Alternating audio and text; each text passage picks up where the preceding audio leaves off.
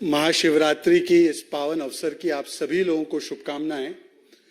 और अंतर्राष्ट्रीय महिला दिवस पर सभी महिलाओं को और सभी लोगों को मेरी ओर से शुभकामनाएं। ये बहुत ही मेरे लिए कम से कम सुंदर सहयोग है कि महाशिवरात्रि जैसे पावन अवसर पर भारतीय जनता पार्टी की ओर से मैं प्रेस वार्ता करने के लिए आपके समक्ष हूं। दरअसल ये प्रेस वार्ता मेरी बड़ी बहन बांसुरी जी को करना था, परंतु क्योंकि लोकसभा चुनाव में जब आप उतर जाते हैं मैदान में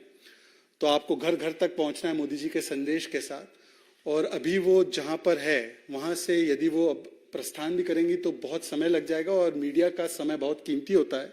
इसलिए पार्टी ने निर्णय लिया कि आज के लिए कम से कम शहजाद उनका दूत बनते हुए आपके पास उनका संदेश जरूर पहुंचाएगा। मित्रों,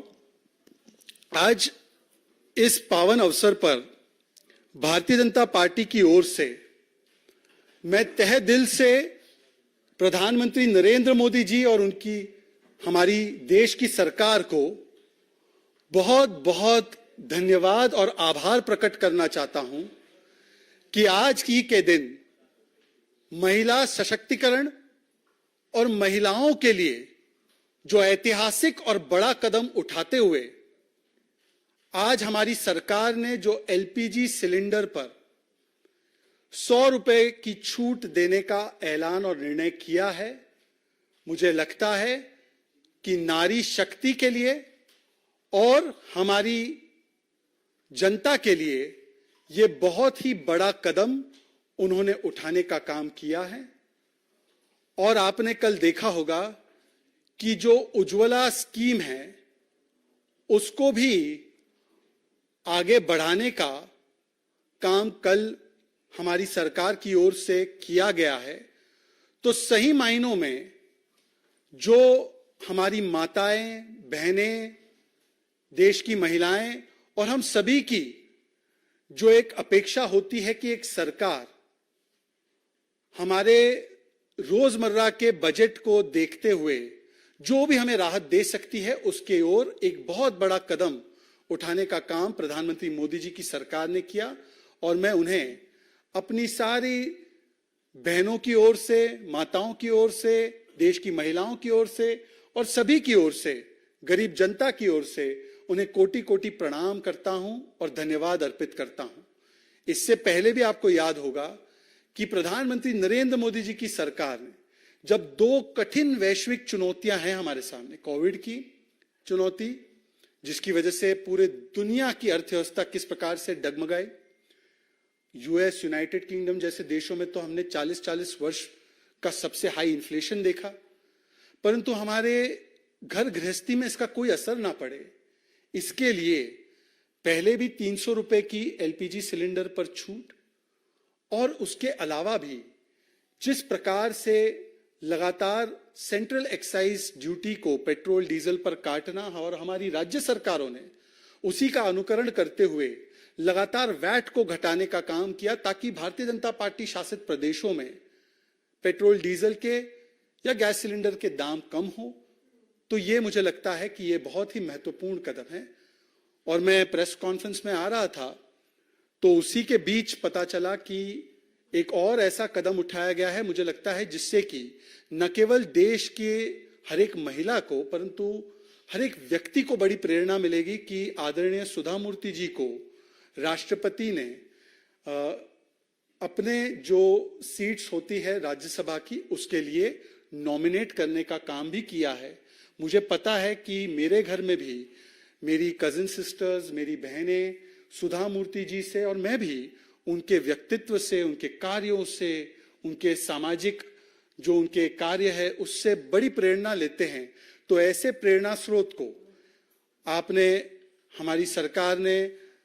राष्ट्रपति जी ने जो स्वयं आदिवासी समाज से आने वाली प्रथम राष्ट्रपति हैं, उन्होंने उन्हें राज्यसभा में नॉमिनेट करने का काम किया है। तो मुझे लगता है कि इससे ज्यादा सुंदर संदेश आज के दिवस पर, अंतर्राष्ट्रीय महिला दिवस पर नहीं दिया जा सकता था। पर यह केवल संदेश देने का काम नहीं है। वैसे संदेश तो संदेश खाली से भी आ रहा है, पर यह केवल संदेश देने का काम नहीं है। अगर आप थोड़ा सा नजर गहराई से और गंभीरता से डालें तो प्रधानमंत्री नरेंद्र मोदी जब से उन्हें सेवा करने का अवसर 2014 से मिला है, तो उन्होंने अपनी हर योजना के केंद्र में महिला को रखा है। और मैं आपको बस 1-2 मिनट में बताना चाहता हूं कि किस प्रकार से प्रधानमंत्री नरेंद्र मोदी जी और उनकी सरकार की सोच है। हमारे घर में लक्ष्मी आती है, बच्ची पैदा होती है, तो उस बच्ची के लिए बेटी बचाओ की योजना, उस बेटी बचाओ की योजना का आज इस प्रकार का असर पड़ा है कि पहली बार भारत में सेक्स रेशियो जो होता है वो 1020 फीमेल्स पर 1000 मेल्स। कहां तो ये नेगेटिव में हुआ करता था महिलाओं के दृष्टिकोण से, आज ये पॉजिटिव में आया है। तो ये बेटी बचाओ मतलब जैसे ही बेटी जन्म लेती है, मोदी जी की योजना उसे स्पर्श करती है बेटी बचाओ से। फिर बेटी थोड़ी सी बाल अवस्था में आती है, मतलब कि वो 2, 4, 5 साल की होने लगती है, तो उस बेटी के लिए सोचते हुए पोषण योजना, जिसमें लाखों करोड़ रुपए देकर बेटियों के, बच्चियों के न्यूट्रिशनल कोशेंट को बढ़ाने के लिए, ताकि उन्हें पौष्टिक खाना मिले, इसके लिए चिंता करने का काम किया है, तो पोषण योजना ने किया। फिर बेटी थोड़ी और बड़ी हो और कई बेटियां, कई बहनें, कई बच्चियां स्कूल इसलिए नहीं जा पाती थी या स्कूल जाकर वो ड्रॉप आउट कर देती थी क्योंकि उनके स्कूल में टॉयलेट नहीं होते थे। आज हर एक स्कूल में महिलाओं के लिए, बच्चियों के लिए टॉयलेट की व्यवस्था हो। और इसके लिए तो हमने एक व्यापक कैंपेन जो चलाया प्रधानमंत्री मोदी जी ने 2014 से ही, कि स्वच्छ भारत अभियान के तहत घर घर में टॉयलेट बने। तो ऐसे 10 लाख टॉयलेट स्कूल्स में बने तो हमारी बच्चियों के ड्रॉप आउट रेट ऐतिहासिक रूप से कम हुए। और खास करके मुस्लिम बच्चियां जो स्कूल जाती है, 70% का ड्रॉप आउट रेट आज 30% के ड्रॉप आउट रेट पे हुआ है। तो बच्ची जब स्कूल जाती है तो उसके लिए भी चिंता मोदी जी की सरकार करती है। फिर जैसे बच्ची थोड़ी किशोर अवस्था में आती है, जैसे जन्म लेती है, फिर बाल अवस्था, फिर मैं अब किशोर अवस्था में जा रहा हूं, बता रहा हूं। तो किशोर अवस्था में और टीनेज में पहुंचती है बच्ची और उसको हायर एजुकेशन लेना है, स्कूल पास कर लिया, उसको अभी हायर एजुकेशन के लिए जाना है। तो कई हमारी सरकारें, राज्य सरकारें हैं जो अलग अलग लाडली लक्ष्मी, लाडली बहना योजना चलाती है, स्कूटी देती है उन मेधावी छात्राओं को, ताकि वो स्कूटी पर बैठ के हेलमेट लगा के 11वीं 12वीं और आगे की ग्रेजुएशन की पढ़ाई करे और एकदम निडर होकर निकले और भी शिक्षा प्राप्त करे। आपने देखा होगा कि सुकन्या समृद्धि योजना भी आदरणीय प्रधानमंत्री मोदी जी की ही देन है, जिसमें कि आज 3.2 करोड़ अकाउंट बने हैं और उसमें भी बच्चियों को 8.2% का इंटरेस्ट रेट भी मिल रहा है। और ऐसी अनेकों योजना है जिसमें कि उनको लाभ मिलता है, उनके फिक्स डिपॉजिट बनते हैं जिसको वो आगे यूज कर सकती हैं। बच्ची थोड़ी और बड़ी होती है, कुछ बच्चियां तय करती है कि मैं देश के लिए सेवा करना चाहती हूं, तो मोदी जी ने बोला कि केवल देश के लड़के ही नहीं, सीमा पर सुरक्षा बलों में परमानेंट कमीशन इन आर्म्ड फोर्सेस महिलाओं को भी देकर उन्होंने ये संदेश दिया कि हमारी नारी शक्ति मां दुर्गा की तरह है जो देश की भी सुरक्षा कर सकती है। और इसीलिए आपने इस बार के रिपब्लिक डे परेड सेरेमनी को भी देखा होगा, सभी नेतृत्व करने वाली जगहों पर आपको नारी शक्ति का ही परिचय दिया। तो किशोर अवस्था से जब महिला और थोड़ी बड़ी होती है, कामकाज की उम्र में आती है, तो मोदी जी उन्हें आर्म फोर्सेस में परमानेंट कमीशन देने का भी काम करते हैं। मोदी जी कहते हैं कि यदि आप एंटरप्रेन्योर बनना चाहती है, स्टार्टअप शुरू करना चाहती है, तो आपके बैंक अकाउंट भी खुलवाए। 50 करोड़ जो अकाउंट इस देश में खुले, उसमें ज्यादातर अकाउंट महिलाओं के खुले। 44 करोड़ जो मुद्रा लोन योजना के तहत लोन दिए गए, छोटे छोटे 10, 15, 20 हजार के लोन, उसमें से ज्यादातर जो लाभार्थी हैं वो महिला हमारी लाभार्थी हैं, जिनको 70% लोन्स उन्हीं को मिला, जिससे कि उन्होंने अपने छोटे उद्योग को शुरू करने का और चलाने का काम किया। अब आप कल्पना कीजिए कि 44 करोड़ लोन दिए हैं, 44 करोड़ में से 4 लोन पे भी एक जॉब क्रिएट हो तो कितने जॉब्स क्रिएट किए गए हैं, और खास करके महिला वर्ग के लिए कितने जॉब्स क्रिएट किए गए हैं, ये इसका अंदाजा लगाइए। अगर महिला का निर्णय हो कि मुझे अब शादी कर लेना है, और क्योंकि आपको पता है कि कई बार पुरुष प्रधान आज भी कुछ समाज है, उसके चलते जो दबाव माता पिताओं पर आता है कि बेटी की शादी में कितना खर्च होगा, उसको भी समर्थन देने के लिए हमने अलग अलग राज्यों में, चाहे वो कन्या विवाह योजना हो, चाहे वो कन्यादान योजना हो, और उन सभी योजनाओं को किस प्रकार से माताओं बहनों ने स्वीकारा है, उसका लाभ उठाया है, उसका आपको उदाहरण उत्तर प्रदेश से लेकर मध्य प्रदेश तक में दिखाई लगातार देता है। उसके बाद महिला जब गृहस्थी वाली स्टेज में आती है, अब हम चाहते हैं कि महिला के हाथ में एम्पावरमेंट हाउस होल्ड का हो, तो उसके लिए स्टैंप ड्यूटी को कई राज्यों में कम किया है महिलाओं के लिए। इसका एक डायरेक्ट असर ये पड़ा कि ज्यादातर उन राज्यों में अब जो रजिस्ट्रेशन ऑफ प्रॉपर्टीज होती है वो महिलाओं के नाम पर होती है, मतलब महिला आज प्रॉपर्टी ओनर्स बने। और केवल यही नहीं, जो गरीबों को हमने 3.5 करोड़ आवास दिए, उसमें से लगभग 70% आवास जो है वो महिलाओं के नाम पर ओनरशिप या को ओनरशिप है। मतलब कि देश में करोड़ों लखपति दीदी बनाने का काम अगर किसी ने किया तो यही नरेंद्र मोदी जी की सरकार ने एक काम को किया। और इस प्रकार से महिलाओं को बाल अवस्था से लेकर गृहस्थी की स्टेज तक हर जगह पर एम्पावर करने का, सशक्त करने का जो कार्य किया गया है वो नरेंद्र मोदी जी की सरकार के द्वारा किया गया है। और फिर एक महिला जब लीडरशिप रोल लेना चाहे तो ऐसी महिलाओं को लीडरशिप रोल मिले, इसके लिए नए नए बने पार्लियामेंट में पहला अगर कानून पारित किया गया तो वो नारी शक्ति वंदन अधिनियम था, जिसके माध्यम से आज हमारी देश की महिलाएं, हमारी देश की बहू बेटियां, बहनें, माताएं, ये सभी लोग पार्लियामेंट में बैठकर अपने अधिकार से इस देश के लिए नीतियां बनाने का काम करेंगी। तो इस प्रकार से from birth stage to the stage of a woman reaching adulthood, every stage of life of a woman, Modi's policies influence, empower and take the woman forward, ये उनकी सोच रही है। और इसी दृष्टि से आज भी जो एक राहत दी गई है, तो आप देख सकते हैं, चाहे रसोई का मामला हो, चाहे राष्ट्रीय सुरक्षा का मामला हो, चाहे गृहस्थी का मामला हो, चाहे देश चलाने का मामला हो, देश में नारी शक्ति को किस प्रकार से प्रमुखता से जगह दी जा सके, इसकी पल पल अगर कोई चिंता और कल्पना करता है वो आदरणीय प्रधानमंत्री नरेंद्र मोदी जी है। और उसी के तहत इस कदम को उठाया गया है। और एक चीज जो हर एक महिला चाहती है और हर एक नागरिक चाहता है, सुरक्षा की दृष्टि से आज जहां पर आतंक का राज हुआ करता था, जहां पर रोमियों का राज हुआ करता था उत्तर प्रदेश और बाकी राज्यों में, आपको पता है कि महिलाओं के साथ क्या व्यवहार किया जाता था, जिस प्रकार से खुलेआम शाहजहां घूमते थे अलग अलग प्रदेशों में। हमने ऐसे मन चले शाहजहां पर नकेल कसने का काम किया है। उसका सीधा उदाहरण आपको उत्तर प्रदेश में भी दिखता है, उसका सीधा उदाहरण आपको मध्य प्रदेश में भी दिखता है। और इसीलिए देश की नारी शक्ति, देश की महिला शक्ति जब चुनाव आते हैं और जब उन्हें निर्णय करना होता है तो वो कानून व्यवस्था और न्याय को देखते हुए और किस प्रकार से सुरक्षा की स्थितियां बदली है मोदी सरकार में और मोदी सरकार के साथ साथ चलने वाली हमारी राज्य सरकारों में, उसको देखते हुए हमें वो एक सुरक्षा कवच की तरह बार बार अपना समर्थन देती है और मोदी जी को आशीर्वाद देती है, योगी जी को आशीर्वाद देती है, मध्य प्रदेश की भाजपा सरकार को आशीर्वाद देती है। आपने देखा होगा कि केवल यही नहीं, जो दशकों पुराने कुरीतियां थी, 3 तलाक जैसी कुरीतियों को भी समाप्त करके महिलाओं को उनका असली अधिकार देना, मुस्लिम बहनों को जिनको केवल एक वोट बैंक के रूप में देखा जाता था, और वोट बैंक के रूप में भी ऐसा देखा जाता था कि कोई उनकी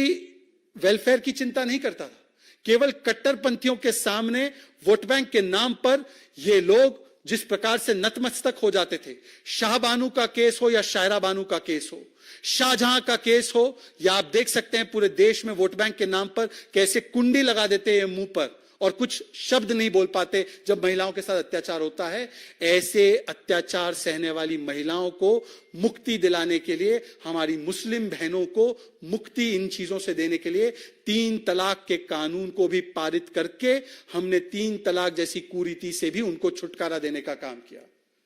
हमने जहां जहां हमारी राज्य सरकारें हैं वहां पर महिला सशक्तिकरण का सबसे बड़ा हथियार यूनिफॉर्म सिविल कोड की तरफ भी पहल करने का काम किया है। अभी अभी उत्तराखंड ने भी पहला वो राज्य बना है आजादी के बाद, स्वतंत्रता के बाद, जहां पर महिला सशक्तिकरण को ध्यान में रखते हुए जिस प्रकार का कदम वहां के मुख्यमंत्री, हमारे बहुत ही dynamic chief minister Pushkar Singh Dhami ji की सरकार ने लिया है, और वहां पर भी समान कानून को वहां पर जो संविधानिक एक परिकल्पना थी उसको लागू करने का काम किया गया है। और आने वाले दिनों में हम अलग अलग राज्यों में जहां पर भी जनता की मांग आई है इसको आगे बढ़ाने का काम कर रहे हैं। असम में भी हमने देखा है कि हमारे बहुत ही डायनामिक हमारे मुख्यमंत्री हेमंत बिस्वा शर्मा जी ने जो बाल विवाह को रोकने के लिए कदम उठाए हैं, मुझे लगता है उसको भी आज इसी दृष्टिकोण से देखा जाना चाहिए। तो किसी भी राज्य सरकार को उठा के देखिए या केंद्र की सरकार की किसी योजना को उठाकर देखिए, केंद्र में उसके महिला सशक्तिकरण ही है, नारी शक्ति भी है, और उसी को हम वंदन करते हुए आज एक और कदम जो हमने उठाया है, हमारी सरकार ने उठाया है, उसके लिए आभार प्रकट करते हैं। परंतु आप एक चीज नोट कीजिए, एक तरफ तो देश में संदेश जा रहा है, बेटी बचाओ, बेटी बढ़ाओ, बेटी पढ़ाओ, बेटी को सशक्त कराओ, और दूसरा संदेश दुर्भाग्यपूर्ण तरीके से जो संदेश खाली से निकल कर आ रहा है। ममता दीदी, मोदी जी तो बेटी बचाओ का कैंपेन चलाते हैं और आप शाहजहां बचाओ का कैंपेन चलाती हैं। ममता दीदी, ऐसी क्या मजबूरी है कि आज टीएमसी का मतलब तृणमूल कांग्रेस नहीं रहा है, बल्कि यह रहा है कि तालिबानी मुझे चाहिए। जिस प्रकार से एक तालिबानी मानसिकता, एक शाहजहां वाली मानसिकता, मुगलई मानसिकता कि हिंदू महिलाओं को प्रताड़ित करते हुए उनका शोषण हम करेंगे, और ऐसे लोगों को लगातार आपका सेकुलर संरक्षण प्राप्त है, और इस प्रकार का संरक्षण कि 56 दिन आप उनको गिरफ्तार नहीं करती, छुपा कर रखती, इस प्रकार का संरक्षण जब हाईकोर्ट कहता है कि सीबीआई को मामला ट्रांसफर हो तो आप तुरंत 1 मिनट के अंदर सुप्रीम कोर्ट चली जाती है। This is unheard of. मैं समझ सकता हूं कि जो रेपिस्ट है वो चला जाए कोर्ट कि मुझे इसके खिलाफ अपील करना है, पर आपकी सरकार उस शाहजहां को बचाने के लिए अपील कर देती है, और जब कोई स्टे नहीं आता तो लगभग कंटेम्प्ट ऑफ कोर्ट करते हुए शाहजहां की कस्टडी और केस पेपर सौंपने से आप इनकार कर देती। हाई कोर्ट को फिर से हस्तक्षेप करना पड़ता है। यह ऐसा कौन सा सत्य है संदेश खाली में कि वो अगर बाहर आ जाएगा तो आपकी जो पूरी की पूरी राजनीति का ढांचा है वो चरमरा जाएगा। यह ऐसा कौन सा राज है शाहजहां के पास कि एक शाहजहां को आप वैसे तो कॉस्मेटिकली अपनी पार्टी से सस्पेंड करते, एक्सपेल भी नहीं करते, सस्पेंड करके रखा है, पता नहीं कब वापस लेना पड़े, सस्पेंड करके रखते तो हैं, पर उस शाहजहां प्रवृत्ति को बचाने के लिए आप हर एक वो प्रयास करती हैं। कभी फैक्ट फाइंडिंग टीम को ना आने देना, कभी एनएचआरसी या जो विमेंस कमीशन की टीम है उसके लिए अड़चने पैदा करना, कभी हमारी सांसद या हमारे वरिष्ठ नेतागण सुकांता मजूमदार हो, वो अगर जाना चाहे तो उनको अपने लाठीचार्ज का और अग्रेशन का शिकार बनाना, कभी कोई पत्रकार उसकी कवरेज करने जाए, सत्य को बाहर लाने जाए तो पत्रकार को गिरफ्तार कर देना। परंतु शाहजहां के ऊपर कोई आंच ना है, मेरे वोट बैंक के बादशाह पर कोई आंच ना है। यह टेम्पलेट है आपकी पॉलिटिक्स का। और इंडी गठबंधन से भी सवाल बनता है, आप तो दलित लाइव्स मैटर का कैंपेन लेकर कई प्रदेशों में गए थे, आप तो महिला बचाओ, महिला सशक्तिकरण का कैंपेन लेकर कई प्रदेशों में गए थे, पर इतने दिन होने के बाद भी प्रियंका वाड्रा जी, आपके मुख से एक शब्द नहीं निकल पा रहा है उन अनुसूचित जाति जनजाति की बेटियों बहनों के लिए जिनकी रूह कंपाने वाली वीडियोस हमने देखी है मीडिया में। क्योंकि इन सारे अत्याचारों को करने वाला व्यक्ति, उसका नाम शाहजहां। ये वही मौन स्वीकृति है आपने जो दिया है, जिसको आप अलग अलग जगहों पर कभी राज्य का गोत्र देखकर, कभी अपराधी का धर्म देखकर आप तय करते हैं कि आक्रोश किस प्रकार से प्रकट करना है। अभी झारखंड में जो दुमका में हुआ, पलामू में हुआ, उस पर भी प्रियंका वाड्रा जी आप चुप रही। बेलगावी में एक महिला को निर्वस्त्र किया गया, उस पर भी प्रियंका वाड्रा जी चुप रही। और पूरे इस इंडी गठबंधन की चुप्पी आज अंतर्राष्ट्रीय महिला दिवस पर चीख चीख कर सवाल पूछती है कि संदेश खाली पर प्रियंका वाड्रा जी आप कब संदेश देंगी। इनके अधीर रंजन चौधरी जी तो जाते हैं, पर इनको कोई सीरियसली कांग्रेस पार्टी में लेता नहीं है। राहुल गांधी ने भी कहा है कि इनको सीरियसली मत लीजिए, ये करते रहते हैं बातें। क्योंकि अधीर रंजन चौधरी जी से जो ऊपर है खड़गे जी, और उन्होंने एक चैनल के साथ संवाद करते हुए कहा था कि, और मैं कोट अनकोट कर रहा हूं, कि ये जो संदेश खाली की घटनाएं हैं, ये घटनाएं होती रहती हैं। आज अंतर्राष्ट्रीय महिला दिवस के अवसर पर जब एक तरफ देश बेटी बढ़ाओ, बेटी पढ़ाओ, बेटी बचाओ का संदेश देता है, तो प्रियंका वाड्रा जी, ममता दीदी, आपसे सवाल है कि आप शाहजहां बढ़ाओ, शाहजहां बचाओ क्यों करती हैं? इसका जवाब जरूर दीजिएगा। जवाब जरूर दीजिएगा कि आपकी सरकारों ने जिस प्रकार से मोदी जी ने हर योजना में महिला को केंद्र में रखा है, इस प्रकार से आपने 70 वर्षों में क्यों नहीं किया। और आपने केवल और केवल कट्टरपंथियों के सामने नतमस्तक होकर हर बार महिला सशक्तिकरण का जो भी विषय होता है उसको दरकिनार किया, चाहे वो राजीव जी की सरकार हो शाहबानू के मामले में, या आज के समय पर शायरा बानू के मामले पे, या यूसीसी के मामले में। हर बार आपने केवल और केवल महिलाओं को कॉस्मेटिकली तो बहुत सारे वादे किए, लड़की हूं, लड़ सकती हूं के, परंतु आपने कभी भी उनके साथ खड़े होकर उनकी आवाज बनने का काम नहीं किया। राजस्थान में सबसे ज्यादा बलात्कार जब हुए, तब उन बलात्कारों को सही ठहराने वाले शांति धारीवाल को, जिसने कहा था लड़की का रेप होगा क्योंकि मर्दों का प्रदेश है, ऐसे शांति धारीवाल को भी सोनिया जी ने बुलाकर रिवॉर्ड करते हुए टिकट दिया। सोचिए इस बात को। तो आज इस प्रमुख मुद्दे के बाद मैं ये भी बताना चाहता हूं कि एक अभी दिल्ली में लॉन्चिंग की गई है, एक नया कैंपेन लॉन्च हुआ है। स्लोगन भी बड़ा अजब गजब वाला स्लोगन दिया है, संसद में भी केजरीवाल तब दिल्ली होगी खुशहाल।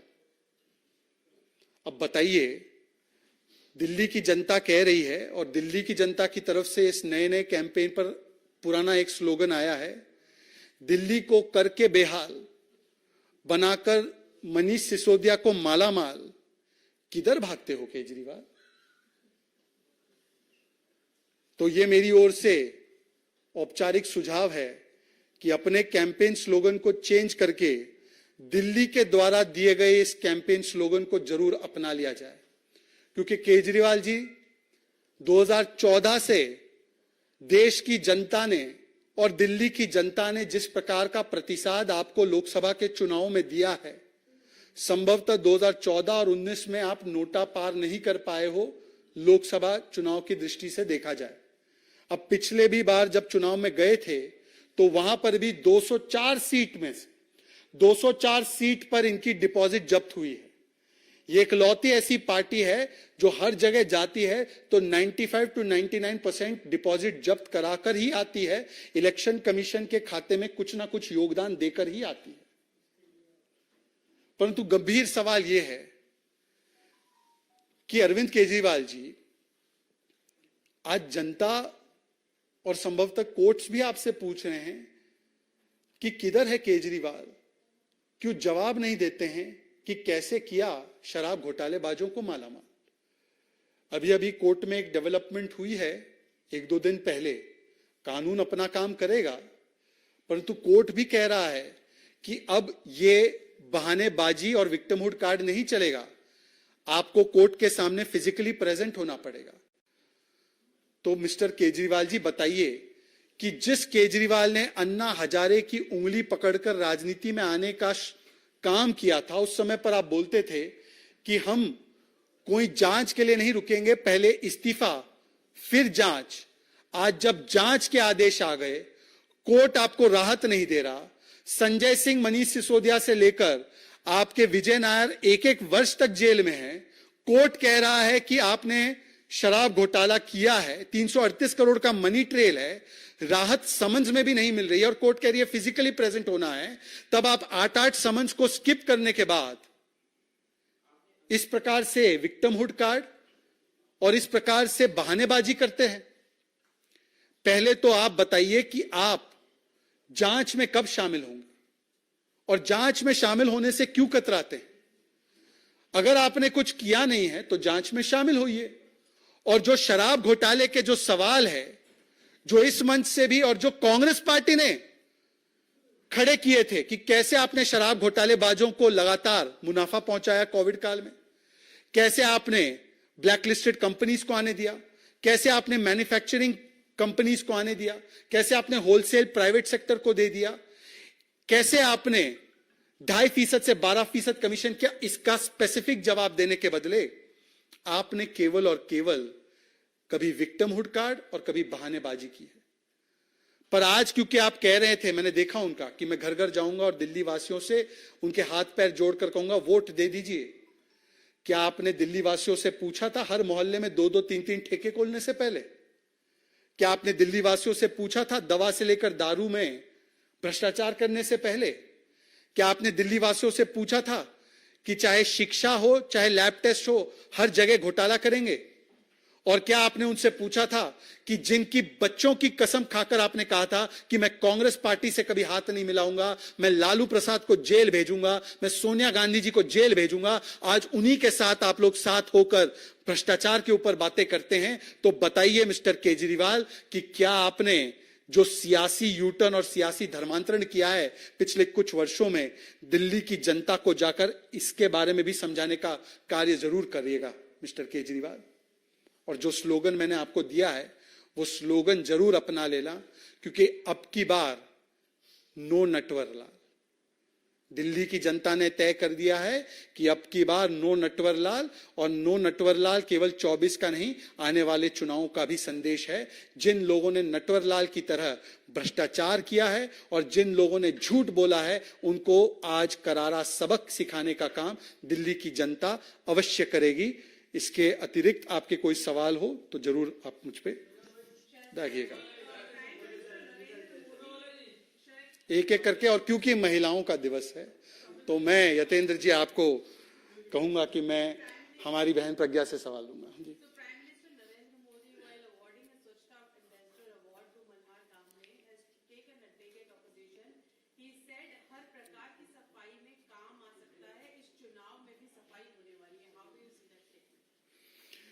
मुझे लगता है कि देश की जनता बहुत विवेक के साथ अपना मत जो है वो देती है। 14 में उन्होंने जिस प्रकार से मत दिया, 14 और 19 के बीच में जिस प्रकार का नकारात्मक भरा, व्यक्तिगत हमलों से भरा और भारत की अस्मिता को एक प्रकार से हमला करने वाला कैंपेन रहा, उसको देखते हुए देश की जनता ने विवेकपूर्ण तरीके से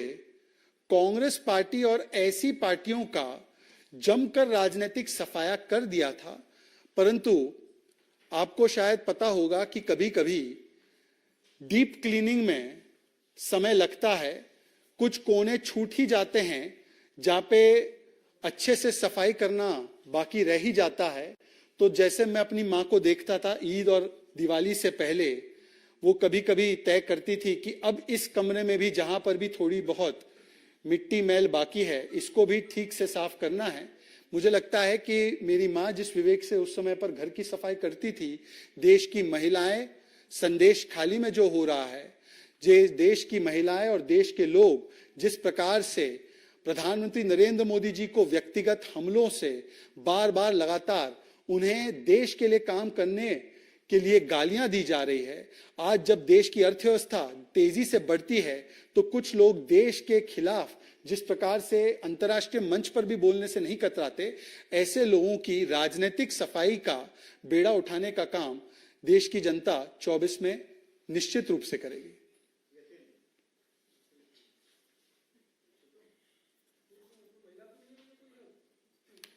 और मुझे लगता है कि कुछ सफाई करने का काम तो ये दोनों लोग, ये पूरा गठबंधन अपने बीच में ही कर रहा है। जो कुछ सफाई करनी है एक दूसरे की, मुझे लगता है पश्चिम बंगाल में कोई किसी की सफाई में लगा है, पंजाब में तो एक थी कांग्रेस कहकर कोई किसी की सफाई में लगा है, केरल में वायनाड में किसी की सफाई में कोई लगे हुए हैं,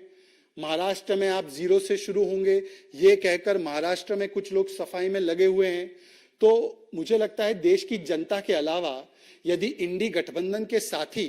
आज जम्मू कश्मीर से भी इसी प्रकार की एक आवाज आई है, अगर एक दूसरे की सफाई करने में वो लोग भी लगे हुए हैं तो मुझे लगता है कि अच्छा है। देश में ऐसी डायनेस्टी, भ्रष्टाचारी और तुष्टीकरण करने वाली जो भी बची कुची जो फोर्सेस है उनकी सफाई का काम देश की जनता या ये लोग एक दूसरे के लिए कर ही रहे हैं।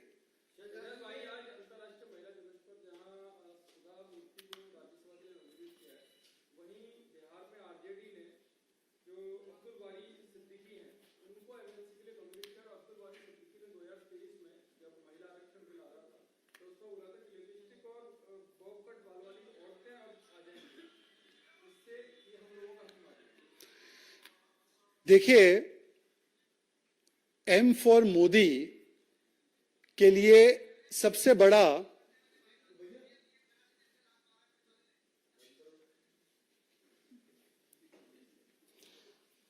आजकल डिजिटल भारत के माध्यम से रेट इतने कम हो चुके हैं इंटरनेट के, तो सब जगह रील शुरू हो जाते हैं। देखिए, देश के प्रधानमंत्री मोदी जी के लिए सबसे बड़ा एम फैक्टर है महिला फैक्टर। और क्योंकि हम लोग महिला शक्ति को पहचानते हैं, हम नारी शक्ति का वंदन करते हैं, तो हमने अपनी सोच के हिसाब से आदरणीय राष्ट्रपति जी ने सुधा मूर्ति जी को राज्यसभा भेजने का निर्णय लिया है। और जिनके लिए एम फॉर मजबूरी ऑफ वोट बैंक फैक्टर होता है, उन्होंने अपने एम फैक्टर के लिए जिसको भेजने का निर्णय किया है उसको भेजने का निर्णय लिया है, क्योंकि उनके लिए भी एक एम फैक्टर है और वो मजबूरी है, वो उनका वोट बैंक का फैक्टर है। मुझे लगता है कि इस प्रकार की जो टिप्पणी करने वाले लोग हैं, आरजेडी ने तो हमेशा से और इनके पूरे गठबंधन ने ऐसे ही लोगों को आगे बढ़ाने का काम किया है। मुझे याद है कि जिस प्रकार की टिप्पणी आरजेडी के ही एक मंत्री ने रामचरितमानस को लेकर की, राम मंदिर को जिस प्रकार से गुलामी की निशानी बताने का काम किया, आपने देखा है कि कांग्रेस पार्टी के जो युवराज है उन्होंने ऐश्वर्या राय जी के विषय में जो टिप्पणियां की है, जो अभद्रतापूर्ण टिप्पणी है,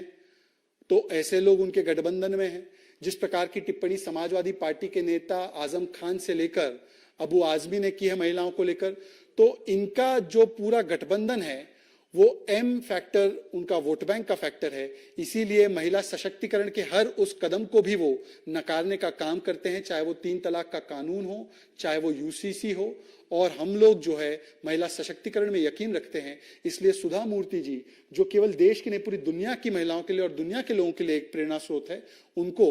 वहां पर राज्यसभा में नॉमिनेट करने का काम किया गया है।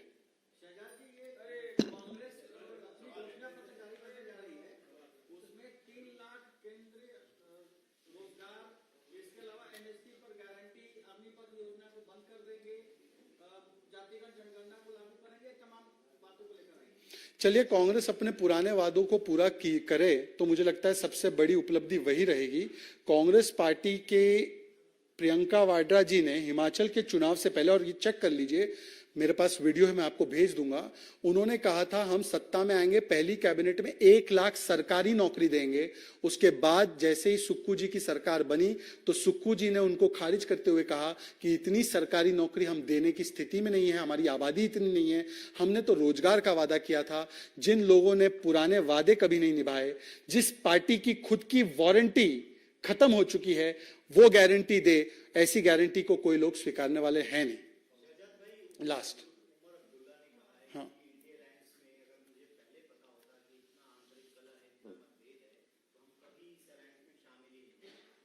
देखिए, मुझे लगता है कि हर रोज एक नया कलेश, हर रोज एक नया जख्म इंडी गठबंधन के अलायंस को मिलता है। और इसको देने वाले, इस कलेश को करने वाले और इस जख्म को देने वाले लोग उन्हीं के हैं। और आप उत्तर से लेकर दक्षिण, पश्चिम से लेकर पूर्व तक देखिए, तो एक तरफ तो एनडीए का गठबंधन है जिसमें मिशन और विशन है कि देश के लिए क्या करना है। 10वें से तीसरे स्थान पर अर्थव्यवस्था को ले जाना है, 11 करोड़ घरों तक नल पहुंचाना है, 11 करोड़ लोगों तक शौचालय पहुंचाना है, 25 करोड़ लोगों को गरीबी से निकालना है, G20 आयोजित करना है, विदेश नीति को सशक्त करना है, राष्ट्र सुरक्षा को सशक्त करना है। यह मिशन और विशन है। पर जिन लोगों के गठबंधन की बुनियाद कमीशन, करप्शन, डायनेस्टी, का प्रोफेशन, अपना अपना एम्बिशन और कंफ्यूजन हो,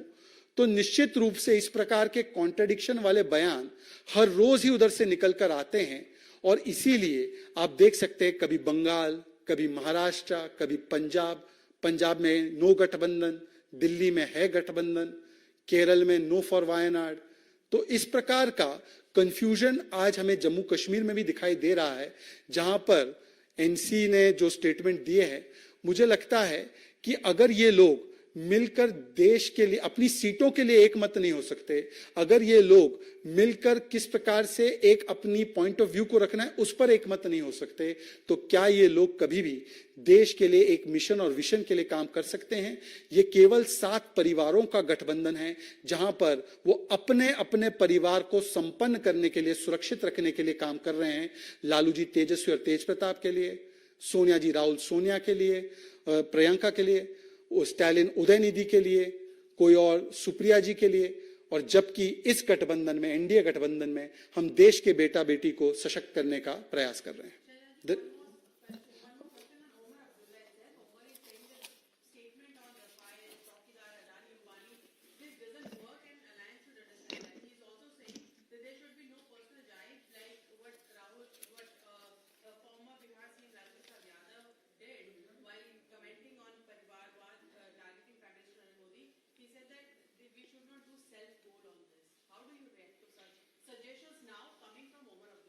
मुझे लगता है ओमर अब्दुल्ला तो राहुल जी के काफी निकट माने जाते हैं। बचपन में वो कैंपिंग और अलग अलग जगहों पर घूमने भी साथ में ही जाते थे। तो ओमर अब्दुल्ला जी को जरूर फोन उठाकर राहुल जी को बोलना चाहिए कि कभी कभी भारतीय जनता पार्टी पर हमला करते करते जिस प्रकार से वो देश के यशस्वी प्रधानमंत्री, उनके माता पिता, उनके गरीब पृष्ठभूमि, उनके चाय वाले की पृष्ठभूमि, उनके ओबीसी समाज और उनके ऊपर जो व्यक्तिगत हमले करते हैं, और अब उसी श्रृंखला में लालू जी भी जुड़ चुके हैं, उसी श्रृंखला में और भी इनके गठबंधन के साथी जुड़ चुके हैं। तो मुझे लगता है उमर अब्दुल्ला को यह सलाह अपने मित्रों को, लालू जी को, राहुल जी को देनी चाहिए, परंतु वो हो नहीं सकता संभव, क्योंकि इन परिवारवादियों के पास केवल अपनी लूट और झूठ और व्यक्तिगत हमलों की छूट के अलावा और कुछ बचा नहीं है। इसीलिए देश जिस प्रकार से आगे बढ़ रहा है, देश में जिस प्रकार से गरीबों का कल्याण हो रहा है, देश में जिस प्रकार से नरेंद्र मोदी जी अर्थव्यवस्था और इंफ्रास्ट्रक्चर को बढ़ा रहे हैं, विदेश नीति को शक्ति दे रहे हैं, उस पर वो जब बोलने के लिए असमर्थ है तो वो मोदी जी को गालियां देते हैं, उनके परिवार को भी नहीं बख्शते। और मुझे लगता है यही दिखाता है कि उनके पास मानसिक बौद्धिक शून्यता के स्तर पर वो पहुंच चुके हैं और उसका वो परिचय लगातार देते हैं। परंतु जो 140 करोड़ परिवार जन है मोदी जी का, वो आने वाले चुनावों में इसका सूद समेत जवाब देंगे। धन्यवाद।